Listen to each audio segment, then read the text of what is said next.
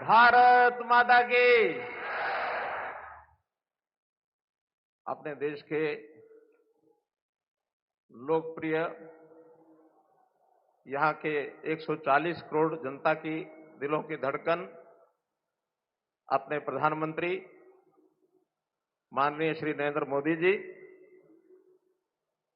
मंच पर उपस्थित अपने इस प्रदेश के मुख्यमंत्री, युवा और संघर्षशील साथी श्री नायब सिंह सैनी जी,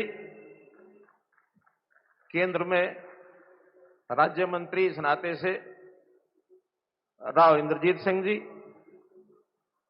केंद्र में राज्य मंत्री इस नाते से श्री कृष्णपाल गुर्जर जी, प्रदेश के ऊर्जा मंत्री श्री अनिल विज जी, कैबिनेट मंत्री हरियाणा श्री कृष्णलाल पंवार जी, कैबिनेट मंत्री हरियाणा श्री श्याम सिंह राणा जी, सभी उपस्थित सांसदगण, प्रदेश के सभी अन्य नेतागण और हरियाणा भर से आए हुए सभी हमारे भाइयों बहनों, ऊर्जा विभाग से संबंधित सभी हमारे अधिकारीगण, आज सबसे पहले संविधान निर्माता डॉक्टर भीमराव जी अंबेडकर, उनकी जयंती का दिन 14 अप्रैल है। मैं उनके चरणों में श्रद्धांजलि अर्पित करता हूं, नमन करता हूं। आज प्रधानमंत्री जी हमारे बीच में हरियाणा पधारे हैं। इस कार्यक्रम से पहले हिसार में आपने हिसार एयरपोर्ट के भवन का और उद्घाटन किया और वहां से जो पहली फ्लाइट जिसका आज उड़ान भरी है, जिसने हिसार से और अयोध्या तक, इन दोनों कार्यक्रमों को आपने किया, उसके लिए भी आपका मैं बहुत बहुत धन्यवाद करता हूं। और इसी प्रकार से आज यमुनानगर में भी ऊर्जा विभाग का एक 800 मेगावाट का ताप घर, बिजली घर, इसका शिलान्यास आप करेंगे। और ऐसे ही यमुनानगर नगर निगम द्वारा निर्मित सीबीजी का प्लांट 2600 टन का जो प्रति वर्ष एक प्रकार से उसका सीबीजी का उत्पादन होगा, ऐसे एक स्वच्छ ऊर्जा का एक बड़ा प्रोजेक्ट, इसका भी आप शिलान्यास करेंगे। माननीय प्रधानमंत्री जी, मैं आपके स्वागत के लिए खड़ा हुआ हूं। मैं दो भूमिकाओं में आपका स्वागत करना चाहता हूं। एक तो आपकी सरकार में आपने मुझे केंद्रीय ऊर्जा मंत्री का दायित्व दिया, उस नाते से मेरा दायित्व है कि आपका मैं हृदय की गहराई से और स्वागत करता हूं। और इसके साथ ही क्योंकि हरियाणा की धरती को मैं नमन करते हुए 10 वर्ष हरियाणा की सेवा मुख्यमंत्री के रूप में की है, ये हरियाणा का परिवार, इस परिवार का सदस्य होने के नाते मैं हरियाणा की जनता की ओर से भी आपका बहुत बहुत स्वागत करता हूं, अभिनंदन करता हूं।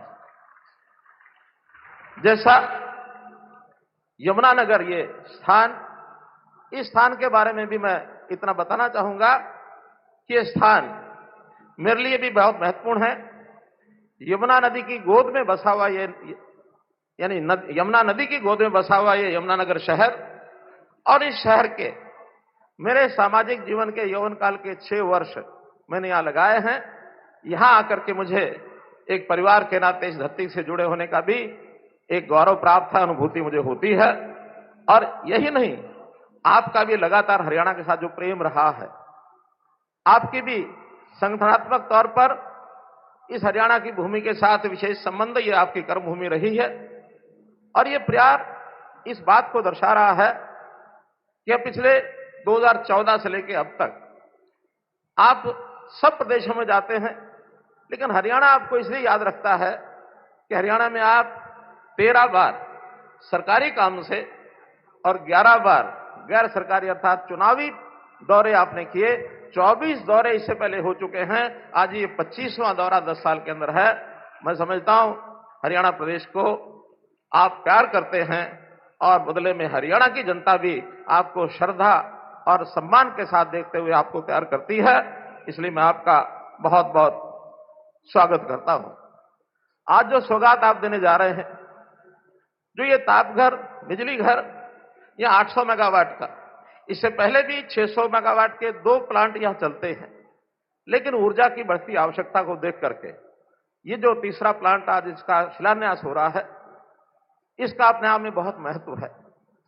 हम आपके कहे अनुसार जैसा सबको प्रेरणा आपसे मिलती है कि इस देश को कैसे 2047 तक, जब देश को आजाद हुए 100 वर्ष हो जाएंगे, तो ये देश विकसित भारत के नाम से जाना जाए, विकसित देशों की श्रेणी में आ जाए, ये अपना बड़ा लक्ष्य है। और यदि विकसित भारत को हमको बनाना है तो निश्चित रूप से यहाँ की आर्थिकी, यहाँ का उद्योग, रोजगार, ये सब काम आगे हमको बढ़ाने हैं। और उसमें जो आवश्यक तत्व है, उद्योग हो या अन्य अपने जितने भी काम हैं, ऊर्जा जो है उसका एक आवश्यक तत्व है। ऊर्जा की डिमांड, उसकी मांग लगातार बढ़ती जा रही है। जैसा 2014 से लेकर इस समय तक 249 मेगावाट 2014 में बिजली अपने देश में थी गीगावाट, और अब वो 466 गीगावाट इस समय बिजली का उत्पादन हो रहा है, अर्थात 87% वृद्धि आपके इस कार्यकाल में पिछले 11 वर्ष में हुई है। और यही नहीं, आने वाले 2031-32 तक जो लक्ष्य रखा गया है वो 874 गीगावाट का ये लक्ष्य रखा गया है। और इस ऊर्जा में चाहे वो हाइडल हो, थर्मल हो, सौर ऊर्जा हो, पवन ऊर्जा हो, न्यूक्लियर ऊर्जा हो, कई प्रकार के ऊर्जा के ये सारे साधन, ऐसे प्रकल्प, ऐसे प्रोजेक्ट्स, ऐसी योजनाएं, ये सब लगातार हम आगे बढ़ा रहे हैं। और इनको बढ़ाने के बाद निश्चित रूप से ऊर्जा के जो टारगेट है इसको हम पूरा करेंगे। और पूरा करने के बाद इस देश की जो ऊर्जा की स्थिति है, अगर मैं दुनिया भर के देशों को देखता हूं, याद करता हूं, तो सबसे ज्यादा ऊर्जा का उत्पादन आज चाइना में है, दूसरे नंबर पर यूएस में है, और हमारे लिए सौभाग्य की बात है कि उनके मुकाबले में तीसरे नंबर पर ऊर्जा का उत्पादन होता है तो भारतवर्ष में होता है। मित्रों, तो हम इस गति को पकड़े हुए हैं और एक दिन दुनिया में सिरमौर देश के नाते से हम आगे बढ़ने का संकल्प करते हैं। इसी प्रकार से हरियाणा के अंदर हमारी जो ऊर्जा का काम 2485 मेगावाट अभी ऊर्जा हमारे उत्पादन होती है। 800 मेगावाट का इस तापघर बनने के बाद ये 3285 मेगावाट हो जाएगी। और यही नहीं, यहां की सरकार ने अपने सामने अपनी जो मांग रखी है कि 2400 मेगावाट इसके अतिरिक्त इस प्रकार के तापघरों की योजना बनाने की है। अभी अलग बात है कि वो हरियाणा की धरती पर बने या जहां पिट हेड्स हैं, पिट हेड्स के ऊपर इस प्रकार के 3 बड़े प्लांट लगाए जाएं। ये जैसा आपका आदेश होगा उस हिसाब से उसको हम आगे बढ़ाएंगे। इसके साथ ही पहला प्लांट सीबीजी का, क्योंकि आपने 2023-24 के बजट में गोवर्धन योजना के अंतर्गत शहरी क्षेत्रों में सीबीजी के प्लांट लगाने की एक योजना बनाई थी, बताई थी। अभी हरियाणा का पहला सीबीजी का प्लांट छछरौली के गांव में 10 एकड़ जमीन के ऊपर 90 करोड़ रुपए की लागत से इस प्लांट का आज शिलान्यास होने जा रहा है। मैं नगर निगम यमुनानगर को भी बहुत बधाई देता हूं कि उन्होंने इस प्लांट को और एक चरितार्थ करके आगे बढ़ाया है। प्रति वर्ष 45,000 मीट्रिक टन नगरपालिका का जो ठोस अपशिष्ट है, सॉलिड वेस्ट है, वो इसमें उपयोग होगा। और साथ ही 36,000 मीट्रिक टन गाय के गोबर का भी इसमें उपयोग कर पाएंगे।